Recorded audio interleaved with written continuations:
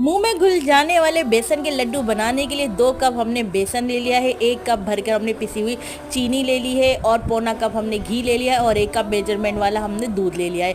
आप चाहे तो घर का कोई भी नॉर्मल कप ले सकते हैं चाय का। यहाँ पर बेसन को पहले हम ड्राई रोस्ट भून रहे हैं, थोड़ा हमने 5 मिनट तक इसको अच्छी तरह भून लिया है। फिर इसमें हम शामिल कर देंगे दूध, जो हमने आपको दूध दिखाया था ना, 1.25 कप हमने यहाँ पर दूध शामिल किया। थोड़ा थोड़ा करके हमने बेसन का बैटर घोल लिया है।